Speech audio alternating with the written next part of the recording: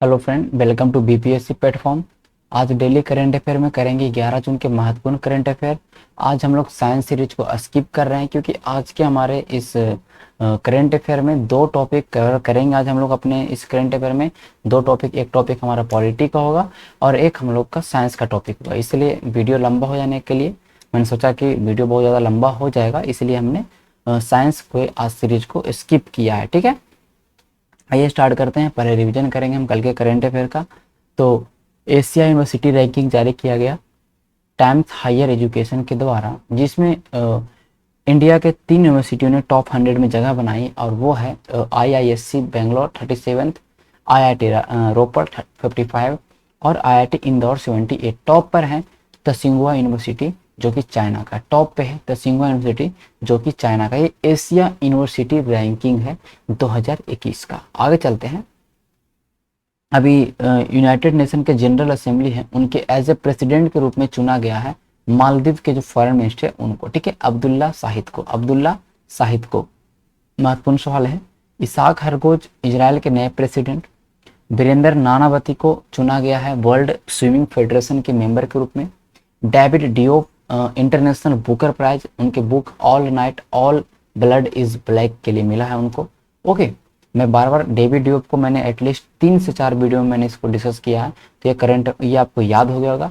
Isaac हरगोज के बारे में मैंने डिस्कस किया, तो इजराइल का प्रेसिडेंट भी आपको याद हो गया होगा। ठीक है, फिर मैंने बताया था सेक्रेटरी काउंसिल ऑफ यूएन के बारे में।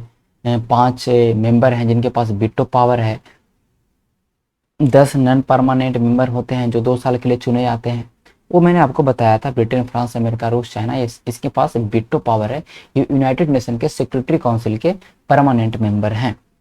संयुक्त राष्ट्र पर्यावरण कार्यक्रम मतलब यूएनईपी, यूनाइटेड इन्वायरमेंट प्रोग्राम जो होता है हमारा, यूनाइटेड नेशन का जो इन्वायरमेंट प्रोग्राम है यूएनईपी, एक संस्था है। इसका मुख्यालय केनिया नैरोबी में है। इसके साथ साझेदारी करके इस बार जो 5 जून को विश्व पर्यावरण दिवस मनाया गया है, वो मनाया है पाकिस्तान ने इस बार मेजबानी किया। ठीक है, आगे चलते हैं। ये मैंने बताया था कुछ 6 ऑर्गन ऑफ यूएन, तो 6 ऑर्गन ऑफ यूएन आपको याद रखने हैं सारे। ठीक है, कह रहा कि कौन सा कंट्री को नेम्ड मतलब कहने का नामित किया गया है इंटरनेशनल हॉकी फेडरेशन के द्वारा।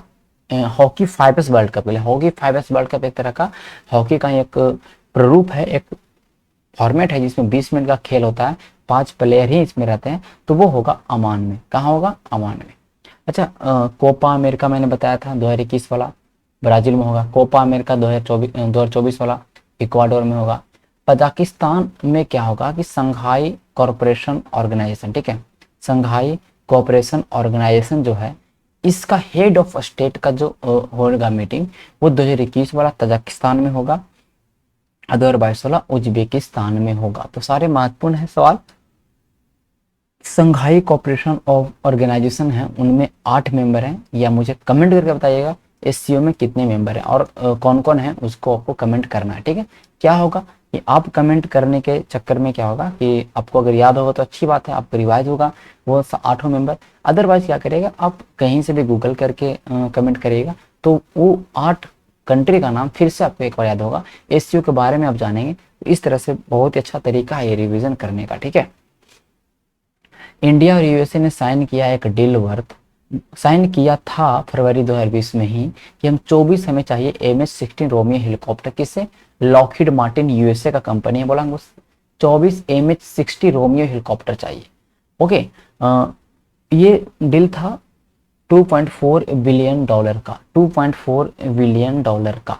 ओके, ध्यान रखिएगा, अभी $1.5 बिलियन एशियन डेवलपमेंट बैंक ने इंडिया को दिया है, एंड $2.5 मिलियन सिक्किम में रोड के अपग्रेड करने के लिए एशियन डेवलपमेंट बैंक ने दिया।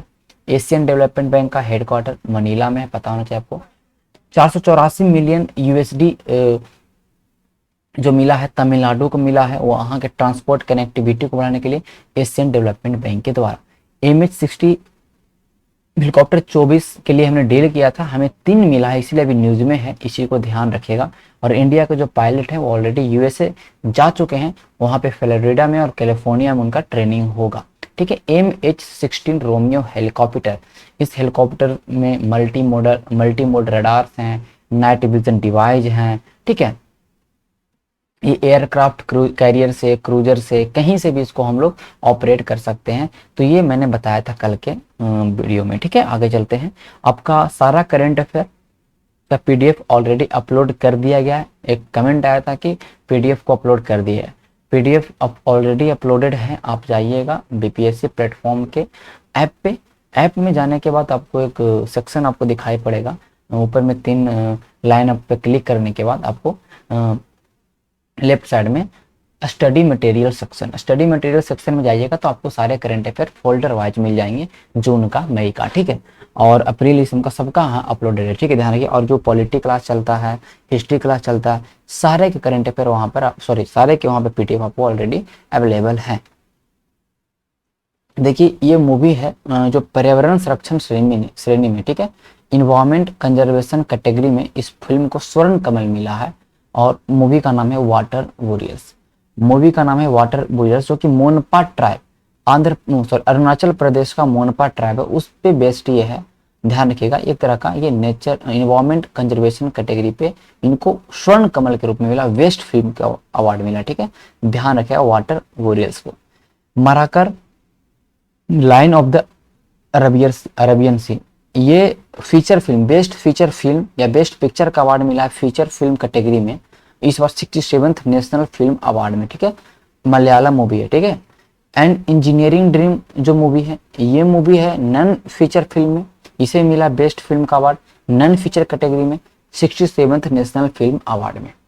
67th नेशनल फिल्म अवार्ड में मनोज बाजपेयी, धनुष को बेस्ट एक्टर का अवार्ड मिला है। बेस्ट एक्ट्रेस का अवार्ड कंगना रनौत को मिला है। ये सारे आपको याद रखने हैं, ठीक है। चलिए, और best comic book, best book on Indian cinema जो है, मतलब इंडियन सिनेमा के ऊपर जो सबसे बेस्ट बुक लिखा गया है, वो बुक है Gandhian affair, India curious portrayal of love in the cinema. Okay, मैंने बताया था कि national policy and action plan, एक नेशनल पॉलिसी लाया गया है और एक एक्शन प्लान लाया गया है। Implementation of ICT in Indian judiciary, information and communication technology हम भारतीय जुडिशियरी में शामिल करेंगे इस प्लान के तहत, इस पॉलिसी के तहत। और इस पॉलिसी को सबमिट किसने किया? ई कमेटी ऑफ सुप्रीम कोर्ट, ना कि ministry of law and justice. तो पहला गलत। ई कोर्ट मिशन जो है, ई कोर्ट जो मिशन है, इसको फंड किया जा रहा है ministry of law and justice के द्वारा, ना कि सुप्रीम कोर्ट ऑफ इंडिया के द्वारा। इसका मतलब भैया कि स्ट्रीमिंग, रिकॉर्डिंग, जो भी आप प्रोसीडिंग होते हैं कोर्ट के अंदर, उसको स्ट्रीमिंग किया जाए, उसको रिकॉर्डिंग यूट्यूब पे दिखाया जाए। एक ऐसा करने वाला गुजरात हाई कोर्ट पहला है, फिर सेकंड में कर्नाटका हाई कोर्ट है, ठीक है। ये सारे आपके होते हैं हाई कोर्ट पे और ट्रिब्यूनल कोर्ट पे, लोअर कोर्ट पे, डिस्ट्रिक्ट कोर्ट पे, ये सारे मतलब कहने का होता है, उसके लिए पॉलिसी है, ठीक है, ध्यान रखिएगा। ई कोर्ट ये मैंने बता दिया था। आगे चलते हैं। ऑपरेशन पेंजिया, इंटरपोल के द्वारा जारी किया गया ऑपरेशन पेंजिया। और इसमें ध्यान रखिएगा, इसमें क्या है कि ऑपरेशन पेंजिया के तहत हम लोग इंटरपोल का एफर्ट है कि डिस्टर्ब करे सेल ऑफ फेक मेडिसिन, जो फेक मेडिसिन और प्रोडक्ट जो बिक रहा है मार्केट में ऑनलाइन, उस चीज को रोकने के लिए ऑपरेशन पेंजिया 14वां संस्करण है ऑपरेशन पेंजिया का। ऑलरेडी ये 2008 में स्टार्ट हुआ था, ध्यान रखिएगा, ठीक है। आप इसको देखें, इंटरपोल का मुख्यालय आपको पता होना चाहिए कि फ्रांस में, ठीक है, लियोन का, फ्रांस के लियोन में, ठीक है, इंटरपोल। ये बायोलॉजी है, ब्लड है, किसके पास ब्लड नहीं है लेकिन सांस ले सकता है, वो है आपका हाइड्रा। ग्लोबॉम क्या है? ग्लोबॉम एक इंसेक्ट है और ये ऑर्थोपोडा फाइलम में आता है। इस ग्लोबॉम में बायोलुमिनेसेंस होता है जो कि लाइट को इमिट करता है, ग्लोबॉम, ठीक है। हाइड्रा फाइलम सिलेंट्रेटा से बिलोंग करता है। हाइड्रा जो ब्रेथ करता है वो डिफ्यूजन प्रोसेस से ब्रेथ करता है। कॉकरोच आपका आर्थ्रोपोडा कैटेगरी से है। अर्थबॉम्ब आपका एनेलिडा से संबंधित है। ये सारे याद रखिए, हमेशा डाइवर्सिटी इन ऑर्गेनिज्म से सवाल आता है, ठीक है। Classification, sorry not diversity, classification से सवाल आता है हमेशा बायोलॉजी में। देखिए हाइड्रा में टेंटेकल्स होते हैं, आप देख सकते हैं। आगे चलते हैं। लॉ ऑफ कंजर्वेशन मैंने बताया था कि एनर्जी को ना क्रिएट कर सकते हैं, ना ही एनर्जी को डिस्ट्रॉय कर सकते हैं, इसको एक फॉर्म से दूसरे फॉर्म में ट्रांसफॉर्म कर सकते हैं। ओके, तो working principle of washing machine ये काम करता है सेंट्रीफ्यूगेशन पर। सेंट्रीफ्यूगेशन आपको पता है, मैंने बताया था सेंट्रीफ्यूगल फोर्स पे काम करता है। फिजिकल चेंज क्या होता है? फिजिकल चेंज में उसका जो भी आपका मटेरियल है, जो भी आपका कोई भी चीज़ हो, अगर वो फिजिकल चेंज होगा तो उस मटेरियल का, उस वस्तु का वो क्वालिटी वही रहेगा। उसको हम फिजिकल चेंज एक तरह का टेम्पररी चेंज होता है, फिजिकल चेंज को हम रिवर्स कर सकते हैं, लेकिन केमिकल चेंज में सारा चीज उल्टा होता है। ठीक है, अब नेक्स्ट है कंसीडर द फ्लोइंग स्टेटमेंट। देखिए कह रहा है कि जो ऑस्मोसिस प्रोसेस होता है उसमें सोल्वेंट जो ट्रेवल करता है कंसंट्रेटेड सॉल्यूशन से डाइल्यूट सॉल्यूशन की ओर। नहीं, ये गलत है। देखिए जो ऑस्मोसिस प्रेशर होता है, ऑस्मोसिस जो आपका होता है, मतलब कहने का मतलब प्रसरण की जो प्रक्रिया होती है, तो ऑस्मोसिस प्रोसेस में क्या होता है कि जो सॉल्वेंट होता है वो डाइल्यूट से कंसंट्रेटेड की ओर जाता है, डाइल्यूट से कंसंट्रेटेड की ओर। और रिवर्स ऑस्मोसिस जो होता है, ठीक है, जो रिवर्स ऑस्मोसिस होता है ये सेम उल्टा होता है, उसमें कंसंट्रेटेड सॉल्यूशन से डाइल्यूट सॉल्यूशन की ओर जाता है सॉल्वेंट। और रिवर्स ऑस्मोसिस में क्या होता है कि इसमें जो ऑस्मोटिक प्रेशर होता है, ऑस्मोटिक प्रेशर होता है, इससे ज्यादा प्रेशर अप्लाई किया जाता है, तब ये जो सॉल्वेंट है वो सेमी परमिएबल मेम्ब्रेन एसपीएम के थ्रू कंसंट्रेटेड सॉल्यूशन से डाइल्यूट सॉल्यूशन की ओर जाता है। It is called reverse osmosis. Neither one और नॉर टू इसमें आंसर होगा। आगे चलते हैं हम लोग आज के अपने हेडलाइन की ओर। यूनियन कैबिनेट ने एलोकेट किया है 5 मेगाहर्ट्ज का स्पेक्ट्रम 700 मेगाहर्ट्ज बैंड के लिए। ठीक है, इंडियन रेलवे। देखिए ये स्पेक्ट्रम जिससे कि रेडियो ये सब काम करता है, जो आप देखते हो कितना 98.3 मेगाहर्ट्ज, ये सब आप सुनते होंगे कि इसमें रेडियो मिर्ची है। तो ये स्पेक्ट्रम है एक तरह का। ठीक है, स्पेक्ट्रम ये सब आप लोगों ने देखा होगा, मॉडर्न फिजिक्स पढ़ा होगा आपने 12th में, तो वहां पे स्पेक्ट्रम के बारे में थोड़ा सा देखा होगा। ओके, ये सब फ्रीक्वेंसी का मॉड्यूल है। ठीक है, तो it will help in boosting high speed radio communication. Railway के अंदर जो वायरलेस से बात होता है, वायरलेस सब कुछ, सब सारा चीज वायरलेस से ही कंट्रोल होता है, तो उसमें ज्यादा हेल्प करेगा। इसलिए 5 मेगाहर्ट्ज का स्पेक्ट्रम एलोकेट किया गया है 700 मेगाहर्ट्ज के बैंड में। यह एलोकेट यूनियन कैबिनेट के द्वारा किया जाएगा ना, जो मिनिस्ट्री ऑफ इंफॉर्मेशन और ब्रॉडकास्टिंग है उसके द्वारा किया जाएगा। ओके, अपॉइंटमेंट कमिटी जो है कैबिनेट का, अपॉइंटमेंट कमिटी जो है कैबिनेट का, मैंने पार्लियामेंट कमिटी को मैंने बहुत अच्छे तरीके से समझाया आपको, तो इसी तरह कैबिनेट का एक अपॉइंटमेंट कमिटी है जिसने अप्रूव किया है reappointment of Mahesh Kumar Jain as the deputy governor of RBI. RBI के नए डिप्टी गवर्नर के रूप में फिर से दोबारा रीअपॉइंट हुए हैं महेश कुमार जैन। ओके, कमेंट करके मुझे बताइए कि आरबीआई के गवर्नर कौन है अभी वर्तमान में। Government has extended the term of life insurance. LIC के जो चेयरमैन है एम.आर. कुमार, उनके कार्यकाल को 9 महीने के लिए फिर से बढ़ा दिया गया, अगले मार्च तक के। ठीक है, इसके टर्म को एक्सटेंड कर दिया गया। ठीक है, सेंट्रल गवर्नमेंट ने ask state and union territory to include. Central government ने स्टेट और यूनियन टेरिटरी को बोला है कि यूडीआईडी को इंक्लूड करो आइडेंटिटी प्रूफ के रूप में। जैसे तुम आधार कार्ड को आइडेंटिटी प्रूफ के रूप में मांगते हो, वोटर आईडी को, पैन को, जब भी कोविन जो प्लेटफॉर्म है कोरोना वैक्सीन लेने के लिए जो आपको इस पे रजिस्ट्रेशन करवाना पड़ता है, तो इस पे आपको एज ए प्रूफ आप मांगता है। तो एज ए प्रूफ में आधार कार्ड होता है, ड्राइविंग लाइसेंस होता है, राशन कार्ड होता है, पैन कार्ड होता है, वोटर आईडी कार्ड होता है, बहुत सारे मतलब जो एक आइडेंटिटी के रूप में काम करता है। तो उसमें बोला कि यूडीआईडी को डालो। यूडीआईडी क्या होता है? विकलांग लोगों के लिए एक तरह का, ये जैसे विकलांग लोगों के लिए एक आइडेंटिफिकेशन नंबर होता है, यूनिक डिसेबिलिटी आइडेंटिफिकेशन कार्ड। कुछ लोग जिनके पास आधार कार्ड नहीं है वो यूडीआईडी के थ्रू भी यहाँ पे काम कर सकते हैं, कोविन प्लेटफॉर्म पे रजिस्ट्रेशन कर सकते हैं। इससे क्या होगा कि स्मूथ और इफेक्टिव कोविड-19 वैक्सीनेशन ड्राइव अच्छे तरीके से काम करेगा। अब मुझे बताना है आपको, मैंने बताया था कल व्यान गांव के बारे में, व्यान विलेज जम्मू एंड कश्मीर का, व्यान विलेज जम्मू एंड कश्मीर का, जहां की हर एक एडल्ट को कोविड वैक्सीन लग चुका है। ठीक है, व्यान is the first village of India जहां पे हर एक एडल्ट को वैक्सीन लग चुका है।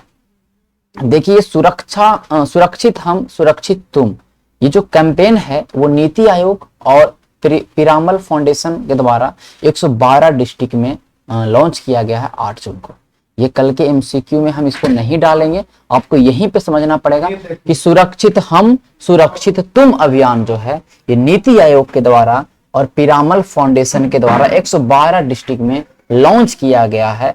इस अभियान का काम है भैया कि असिस्ट करेगा जो भी जिला स्तर पर जो भी कोविड-19 पेशेंट को होम केयर सपोर्ट दे रहे हैं, जिनका माइल्ड सिम्टम है, उनके लिए उनको जो भी इस चीज को जो भी एडमिनिस्ट्रेशन के रूप में काम कर रहे हैं, डिस्ट्रिक्ट जिला के रूप में जिला लेवल पे जो भी लोग कोविड-19 पेशेंट को होम केयर सपोर्ट दे रहे हैं, घरेलू घर जाके सपोर्ट पर मतलब कहने का मतलब कि असिस्ट कर रहे हैं, उसको ये असिस्ट करेगा ये अभियान। ठीक है, सुरक्षित हम सुरक्षित तुम अभियान नीति आयोग और पिरामिल फाउंडेशन के द्वारा।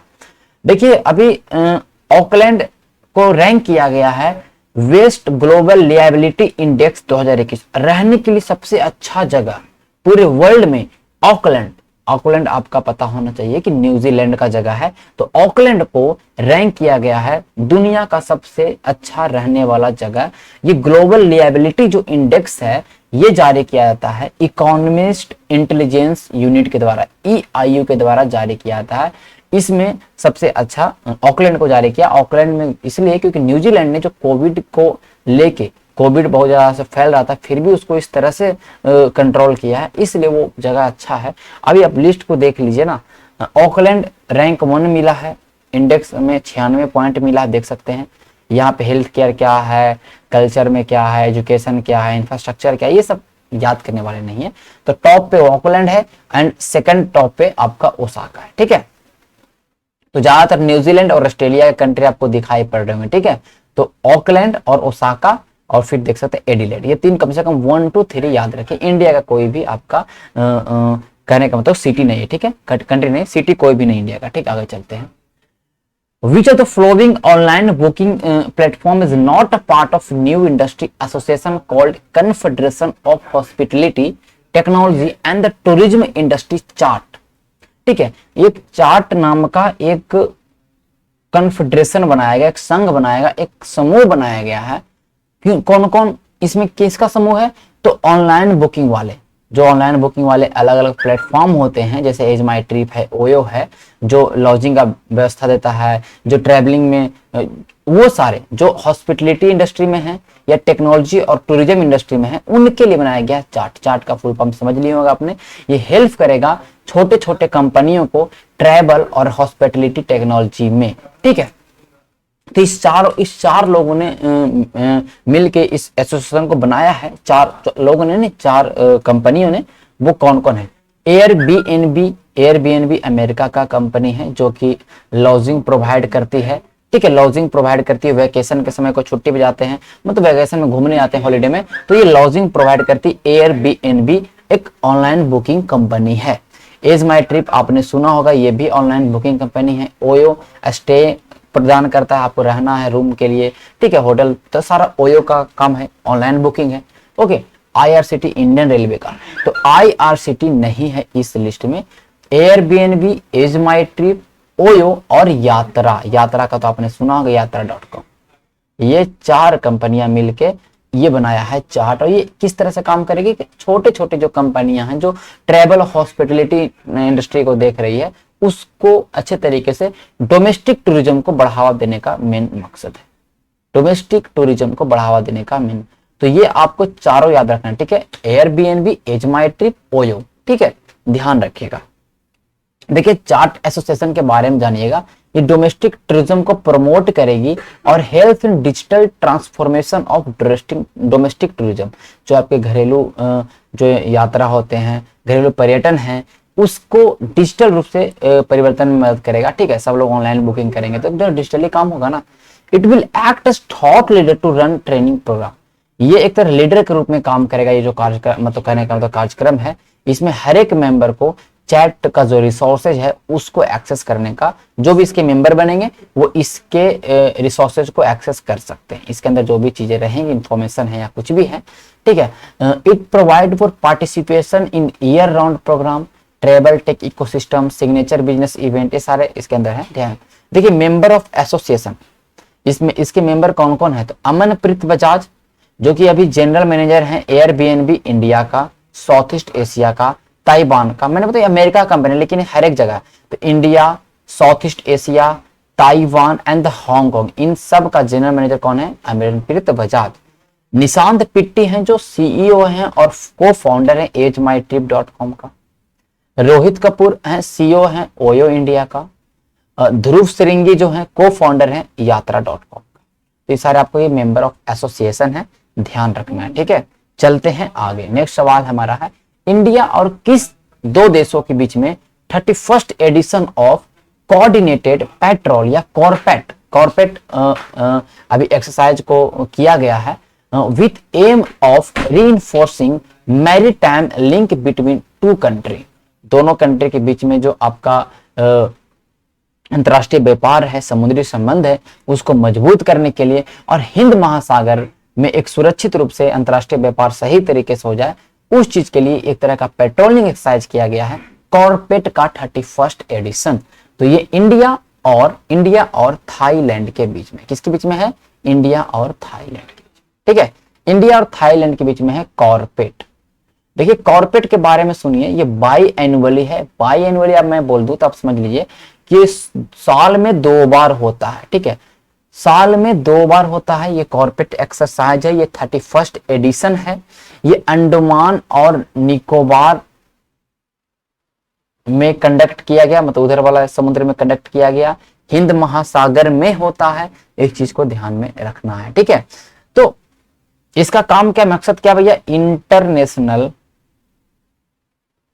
ट्रेड को सिक्योर किया जाए, सुरक्षित किया जाए। पैसिफिक नहीं, इंडियन जो ओशन हमारा हिंद महासागर है, ओके, जो हिंद महासागर है उसमें इलीगल फिशिंग जैसे होता है, ओके, इलीगल फिशिंग होता है। मैरीटाइम जो मैरीटाइम आपका ध्यान रखिएगा, जो पायरेसी होता है, कभी कभी आपको पता होगा कि सी पायरेसी भी होते रहते हैं। आर्म रॉबरी होता है। ठीक है, अब इन सारे चीजों को, illegal fishing, maritime piracy, arm robbery, इन सारे को जो भी अनलॉफुल एक्टिविटीज होते हैं, इन चीजों से कैसे निपटा जाए, किस तरह से किया जाए, इस चीज के लिए ये कॉर्पोरेट एक्सरसाइज हुआ है। कॉर्पोरेट एक्सरसाइज आपका हुआ है, ध्यान रखिएगा। ठीक है, मेरे बात को अब देखिए, ये जो आपका हुआ है एक्सरसाइज, इसमें इंडिया की तरफ से पहली बार भाग लिया है सरयू वेसल, सरयू पोत ने। सरयू एक इंडिया का पेट्रोल वेसल है, एक गश्ती पोत है जो पेट्रोलिंग का काम करती है। पहली बार इंडिया की तरफ से भाग लिया। ये देखिए नेवी के बीच में होता है। ठीक है, पहला बात ये नेवी के बीच में होता है, ध्यान रखिएगा। इंडिया और थाईलैंड, और थाईलैंड का जो है वो HTMS करैबी ने भाग लिया है। इस चीज को ध्यान रखिएगा। ठीक है, और दोनों कंट्रियों का डॉर्नियर मैरीटाइम जो पेट्रोल वेसल है, ये दोनों कंट्री के वाला इसमें भाग लिए हैं। ठीक है, इसको ध्यान रखिएगा। ठीक है, ये जो सब जो काम कर रहा है वो सागर मिशन के थ्रू, ये सारे जितने भी एक्सरसाइज हो रहे हैं अभी, वो सागर मिशन को ध्यान में रखते हैं। सागर मिशन क्या है? Sagar vision, not mission, Sagar vision. Okay, mission भी चलेगा। सागर विजन ध्यान रखिएगा, ये 12 मार्च 2015 को PM मोदी के द्वारा ये किया गया सागर विजन। इसका है कि ध्यान रखिएगा, ठीक है, आपका security and growth for all in region. कह रहा कि इंडियन ओशन है, इंडियन जो ओशन है हमारा, जो इंडियन ओशन है, उसमें सारे लोग को, सारे जितने भी कंट्री इंडियन ओशन के अंदर आते हैं, सारे को सिक्योरिटी, सारे को ग्रोथ मिले, इसके लिए Sagar vision, security and growth for all in region, ठीक है। इसके थ्रू इंडिया ने बहुत सारे बिलैटरल, दो देशों के बीच में, मल्टीलैटरल, बहुत सारे देशों के बीच में एक्सरसाइज इन्होंने इंडिया ने किया है, समझ रहे बात को, ठीक है। बहुत सारे disaster and human relief operation भी चलाया है बहुत सारे, समझ रहे बात को, ये हमारा हुआ, ठीक है। तो इंडियन ओशन रीजन में जो भी चीजें होंगी उसके लिए सागर विजन है, 12 मार्च 2015 को स्टार्ट किया गया था, ठीक है। आगे चलते हैं हम लोग, इसमें इतना ही हमें जानना था। अच्छा हाँ, एक बार और मैं बता दूं, थाईलैंड और इंडिया के बीच में कुछ और भी महत्वपूर्ण है एक्सरसाइज जो आपको याद रखना है। आपके वो जैसे मैंने नेवी का बताया, आर्मी एक्सरसाइज, आपको आर्मी एक्सरसाइज का नाम है मैत्री। तो मैत्री युद्ध अभ्यास पूछ जाते, क्या बताइएगा, मैत्री युद्ध अभ्यास जो है वो इंडियन आर्मी और थाईलैंड आर्मी के बीच में, एयरफोर्स,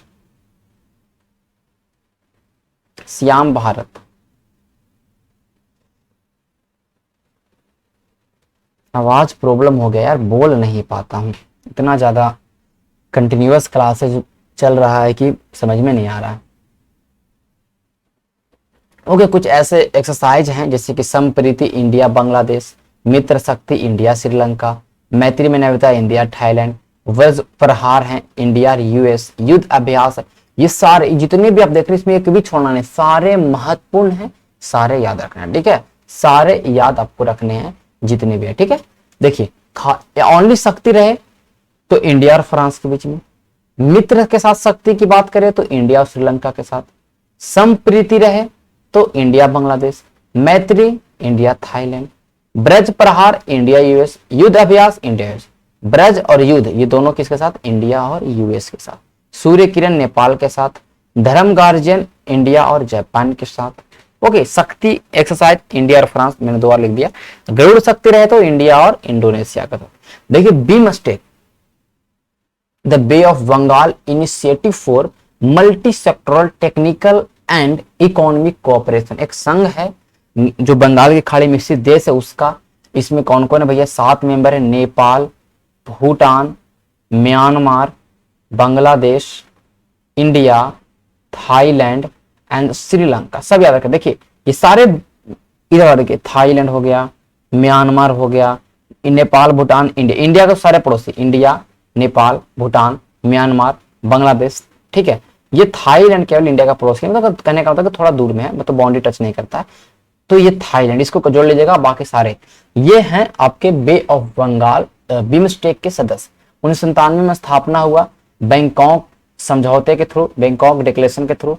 बिमस्टेक का क्या है कि 22% आबादी पूरे दुनिया का बिमस्टेक कंट्रियों में है, 2.7 ट्रिलियन डॉलर जीडीपी है इनका, 1/4 पूरे दुनिया का वर्ल्ड ट्रेड है। 6 फोकस एरिया है इसमें कि ट्रेड पे ध्यान दिया जाएगा, टेक्नोलॉजी पे ध्यान दिया जाएगा, एनर्जी है, ट्रांसपोर्ट है, टूरिज्म है और फिशरी पर, इन सारे कंट्रियों पे ध्यान दिया जाएगा। अभी श्रीलंका बिमस्टेक के चेयरमैन के रूप में, श्रीलंका पहला समिट थाईलैंड में हुआ था। बिमस्टेक के बारे में मैंने इतना बता दिया जो कि बहुत ही ज्यादा महत्वपूर्ण था, मैंने बता दिया, ठीक है। तो बिमस्टेक के सदस्य आपका इंडिया भी है और आपका थाईलैंड भी है, ठीक है। इंडिया भी है आपका और थाईलैंड भी है, ठीक है। इस चीज को आप लोग को याद रखना है, ठीक है। आगे चलते हैं, आगे चलते हैं हमारा, ये देख लीजिए, ये आप मैप में देख सकते हैं, आपका इंडिया है, आपका देखिए कौन कौन से कंट्री क्या क्या आपका दिखाई पड़ रहा है, कौन कौन किससे टच कर रहा है। और थोड़ा मैप को हमेशा देखते रहिए ना, तो बहुत सारी चीजें आपको याद होगा, ठीक है। देख सकते हैं ये आपका इंडिया है, ये ऊपर में देख लीजिए, आपका इंडिया के साथ कौन कौन से कंट्री का बॉर्डर टच कर रहा है, ये भी आपको समझना है। ये देखिए अमान है, यहाँ पे देखिए हॉर्मुज, आपका देखिए फारस की खाड़ी है। यहाँ पे अगर आप आइएगा देखिए, यहाँ से ये देखिए, यहाँ पे मैं अगर मैप बना दूं,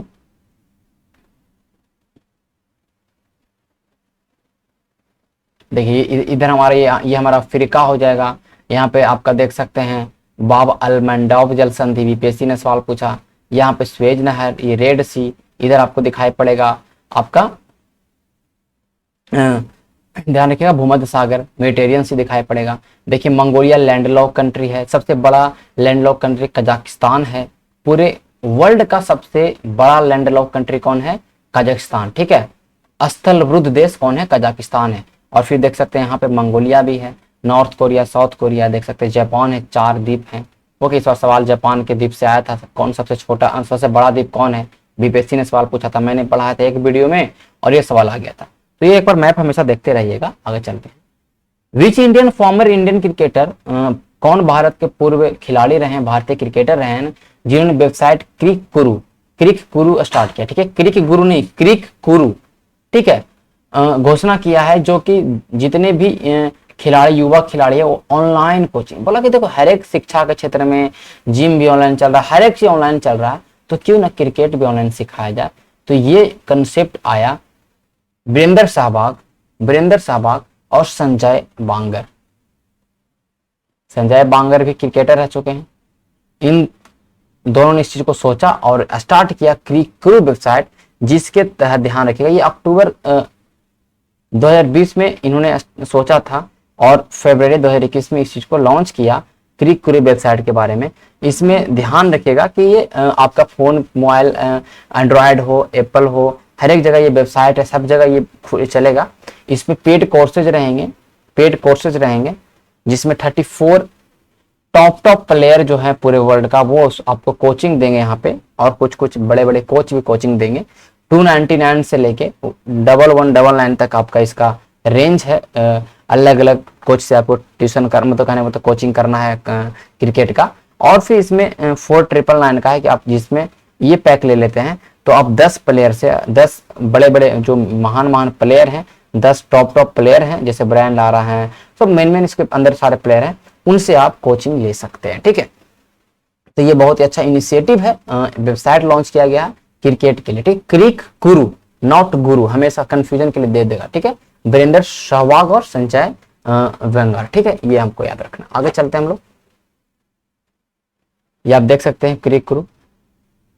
हाल ही में किसे अपॉइंट किया गया? Election commissioner. देखिए चुनाव आयुक्त जो अपॉइंट किए गए हैं, इस चीज को आपको ध्यान रखना है, ठीक है। अभी हाल में ही आप ध्यान रखिएगा कि रिटायर कौन हुए बताइए। अभी हाल में ही सुनील अरोड़ा रिटायर हुए थे, चीफ इलेक्शन कमिश्नर, CEC के रूप में। तो इनका जगह जो अभी कौन ले लिया? इनका जगह लिया है सुशील चंद्रा, 13 अप्रैल को। तो अभी हमारे मुख्य निर्वाचन आयुक्त कौन है? सुशील चंद्रा। तो देखिए मुख्य जो इलेक्शन कमीशन ऑफ इंडिया जो है, ये ध्यान रखिएगा, इसमें 2 होते हैं इलेक्शन कमिश्नर और एक होते हैं चीफ इलेक्शन कमिश्नर, CEC। तो chief election commissioner Sushil Chandra थे और एक राजीव कुमार अभी थे, क्योंकि सीट एक खाली हो गया था, क्योंकि ये पहले सुशील चंद्रा थे इलेक्शन कमिश्नर, तो बन गया चीफ इलेक्शन। तो राजीव कुमार और सुशील चंद्रा 2 ही लोग थे, तो तीसरा तो चाहिए ना, क्योंकि 3 होना चाहिए। इलेक्शन कमिश्नर का पूरा एक तरह से स्ट्रेंथ था। तो इसमें बनाया गया अनूप चंद्र पांडे को, ध्यान रखिएगा, क्या? Election commissioner of India, election commissioner, not chief election, ठीक है, केवल इलेक्शन कमीशन, निर्वाचन आयुक्त की मैं बात कर रहा हूं, ठीक है। इलेक्शन कमीशन का आर्टिकल 324 में उल्लेख है, 324 से 329 तक, ठीक है। इसी को आपको ध्यान रखना। इसका काम है जो भी स्टेट असेंबली इलेक्शन है, पार्लियामेंट इलेक्शन है, सारा कंडक्ट करवाता है। पंचायत और नगर निगम वाला इलेक्शन को नहीं कंडक्ट करवाता है। पंचायत और म्युनिसिपैलिटीज के जो इलेक्शन होते हैं, इसको इलेक्शन कमिश्नर नहीं कंडक्ट कराता है। इस चीज को आपको ध्यान रखना है, ठीक है। नगर निगम और पंचायत वाला इलेक्शन के का कंट्रोल, जिम्मा इसके ऊपर नहीं होता है, इलेक्शन कमिश्नर के ऊपर। स्वतंत्र रूप से, निष्पक्ष रूप से चुनाव करवाना ही इसका होता है। एक तरह का ये संवैधानिक संस्था है, क्योंकि इसके लिए हमारा आर्टिकल दिया हमारे संविधान के अंदर, तो ये कैसा संस्था हो जाएगा? संवैधानिक संस्था हो जाएगा, ठीक है। इस चीज को आपको ध्यान रखना है। इसका क्वालिफिकेशन, योग्यता हो जाए, इसका क्या टेन्यूर है, इसके लिए हमारे संविधान में कोई भी प्रोविजन नहीं किया गया। 324 से लेकर 329 आर्टिकल पढ़िए, कहीं पर भी क्वालिफिकेशन कितना होना चाहिए, मतलब कौन बनेगा chief election commissioner of India, इसका टेन्यूर क्या होना चाहिए, कितने दिन तक रहेगा, कुछ भी नहीं। लेकिन हालांकि इसका जो टर्म है वो 6 साल या 65 साल का एज हो जाएगा, तब वो रिटायर हो सकते हैं, ठीक है। 6 ईयर और 65 ईयर ऐसा किया गया, ठीक है। बट ऐसा संविधान में अंदर उल्लेख नहीं है, इसी को ध्यान रखिएगा, ठीक है। तो इसका काम है डिलिमिटेशन कमीशन जब होगा उसके आधार पर क्षेत्र, निर्वाचन क्षेत्र को बढ़ाना घटाना, इलेक्टोरल रोल को प्रिपेयर करना। मैंने कल ही करंट आपके पॉलिटी एमसीक्यू में मैंने बताया, ठीक है। इलेक्शन का डेट निर्धारित करना, ओके। जो भी पॉलिटिकल पार्टी होता है उसको एक तरह का रिकॉग्नाइज करना, कौन political party national political party होगा, कौन रीजनल होगा, ये सब चुनाव चिन्ह प्रदान करना सब इलेक्शन कमीशन का ही काम है, ये ध्यान रखिएगा, ठीक है। देखिए 324 आर्टिकल है कि कंट्रोल, नियंत्रण एंड डायरेक्शन, निर्देशन होना है या नियंत्रण करना है चुनाव का, वो सारा किसके ऊपर है, इलेक्शन कमीशन के ऊपर। 324 में दिया। 325 में कहा है कि कोई भी भेदभाव नहीं करना है, जब भी आप इलेक्टोरल रोल बनाते हो, आप इलेक्शन कमीशन ऑफ इंडिया हो, आप जब भी एक निर्वाचन नामावली बनाते हो, इलेक्टोरल रोल बनाते हो, तो उसमें जाति, धर्म, लिंग इनके आधार पे भेदभाव नहीं करना, सबको नाम होना चाहिए, ठीक है। ये तो अच्छा बात है।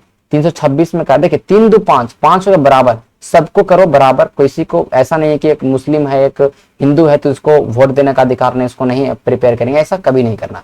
326 कहता 3 दूनी 6, 3 दूनी 6 मतलब हुआ कि एडल्ट फ्रेंचाइजी 18 वर्ष से जिसका भी ऊपर उम्र होगा, यही बेस पे हम लोग वोट देने के लिए एलिजिबल करेंगे, ठीक है। ये कहा दिया कि एडल्ट फ्रेंचाइजी को मानो। 3 2 7, ठीक है। ये क्या है 3 2 7 मतलब है कि पार्लियामेंट जो है, कह रहा है जो पार्लियामेंट है, जो हमारा संसद है, वो स्टेट असेंबली, जो भी स्टेट असेंबली का चुनाव होता है उसके ऊपर कहने का मतलब ये हुआ कि कानून बना सकता है। Parliament can make law on state assembly election, ठीक है। 328 में कह रहा है कि स्टेट जो है, राज्य जो है ना, राज्य जो है वो राज्य का जो स्टेट जो असेंबली है, वो स्टेट असेंबली इलेक्शन के पर खुद भी कानून बना सकता है कि हम लोग चुनाव इस तरह से होगा, इस तरह से होगा, मतलब कुछ भी करा सकता है, ठीक है। ये ध्यान रखिए। 329 में क्या है, ध्यान रखिएगा, ओके। 329 में है कि सुप्रीम कोर्ट इसमें इंटरवीन नहीं कर सकते, सुप्रीम कोर्ट इसमें हस्तक्षेप नहीं कर सकते इलेक्शन कमीशन के कामों में। सब मैंने बता दिया, सब कुछ कंप्लीट। इलेक्शन कमीशन की अगर मैं बात करूं, इलेक्शन कमीशन की मैं बात करूं, आर्टिकल 324 से 329 पार्ट 15, ये सब सारे सवाल प्रीलिम्स के लिए बहुत ही महत्वपूर्ण है, ठीक है। चलते हैं आगे। India wine energy market outlook release किया गया है, जिसमें ग्लोबल विंड एनर्जी जो है काउंसिल के द्वारा, इसमें इंडिया रिपोर्ट के अनुसार इंडिया जो है 2021 से 25 तक के कितने बिजली पवन ऊर्जा का मतलब स्थापित करेगा। तो वो इस सवाल का उत्तर होगा 20 गीगावाट ऊर्जा को स्थापित कर लेगा 2021 से 25 तक। अभी बात करेंगे ऑलरेडी अगर हम बात करेंगे तो 48 गीगावाट पवन ऊर्जा इंडिया के पास स्थापित है और 10.3 गीगावाट ऑलरेडी अभी कहने का मतलब यह है कि निर्माणाधीन मतलब कहने का कंस्ट्रक्टर ध्यान रखिएगा, ये सारे मतलब कहने का निर्माणाधीन मतलब कभी निर्माण कार्य स्टार्टिंग है, ठीक है। 10.3 गीगावाट, ठीक है, ओके। और 20 मेगावाट आगे 5 सालों में और ये पवन ऊर्जा को बनाएगा, पवन ऊर्जा को करेगा, ठीक है। तो ये जो वैश्विक पवन ऊर्जा परिषद है, ग्लोबल विंड एनर्जी काउंसिल है, इसका स्थापना 2005 में हुआ। इसका है कि अंतर्राष्ट्रीय स्तर पर पूरे जो पवन ऊर्जा का जो क्षेत्र है उसको विश्वसनीय और प्रतिनिधि मंच प्रदान किया जाए। इसमें यह है कि पवन ऊर्जा में दुनिया को अग्रणी ऊर्जा स्रोतों के रूप में स्थापित किया जाए, मतलब सबसे जो प्रायोरिटी देंगे हम लोग विंड एनर्जी को बनाया जाए इस तरह से कि विंड एनर्जी से बहुत ज्यादा एनर्जी प्रोड्यूस हो और हर एक चीज विंड एनर्जी से ही चले, ओके। ये सारा आपको समझिएगा, ध्यान को, ठीक है।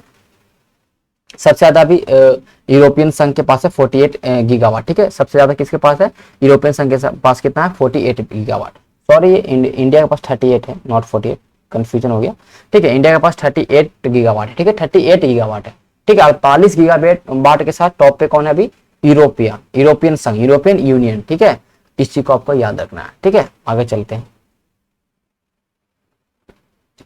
देखिए योगा कार्टा सिटी है इंडोनेशिया का, उसने डेंगू फीवर के केसेस को बहुत ही कम किया है, 27% से कम कर दिया। एक तरीका अपनाया उसने, मॉस्किटो को, जो मॉस्किटो डेंगू को फैलाता है उसमें बैक्टीरिया को डाल दिया, एक बैक्टीरिया उसको अंदर उस मॉस्किटो के अंदर डाल दिया।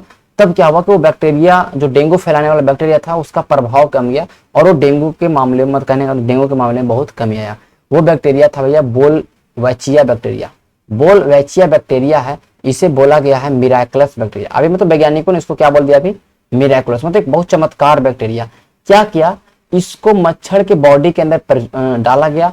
ये बैक्टीरिया मच्छर के बॉडी के अंदर जाने से मच्छर को कोई हानि नहीं पहुंचा, लेकिन जो डेंगू फैलाने वाले होते हैं वायरस, उसको ये एक्टिवेट नहीं ज्यादा होने देता है, उसके रेप्लिका को बनाने नहीं देता है। इससे क्या होता है कि डेंगू को फैलने के जो बहुत ज्यादा फैलता है उसको रोक देता है। तो मिराकुलस बैक्टीरिया, तो बोला कि जो बैक्टीरिया का जो मलेरिया का जो उन्मूलन है इसमें बहुत ज्यादा ये हेल्प भी करेगा, ठीक है, बहुत ज्यादा हेल्प भी करेगा। इसलिए वोल्चिया बैक्टीरिया को, किस बैक्टीरिया को, वोल्चिया बैक्टीरिया को। माइक्रोबैक्टीरियम ट्यूबरक्लोसिस, टीबी में टीबी जो होता है हमारा ट्यूबरक्लोसिस होता है वो इसी बैक्टीरिया के कारण होता है, ठीक है। इस्चेरिया कोली और सैल्मोनेला बैक्टीरिया ही है। फूड पॉइजनिंग इसी बैक्टीरिया का होता है, फूड पॉइजनिंग। क्लोस्ट्रिडियम टेटानी है जो टेटनस होता है, टेटनस।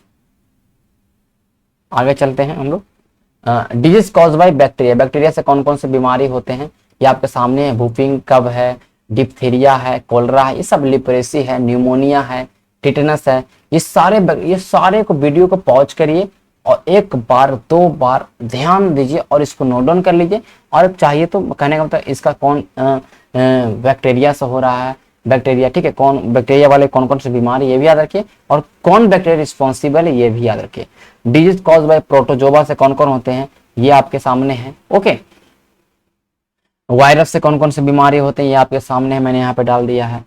चलिए आगे कह रहा है इंटरनेशनल कोर्ट ऑफ जस्टिस, ध्यान रखिएगा, ने सॉरी कह रहा है किसने लॉन्च किया है new global database name I फेमिलिया।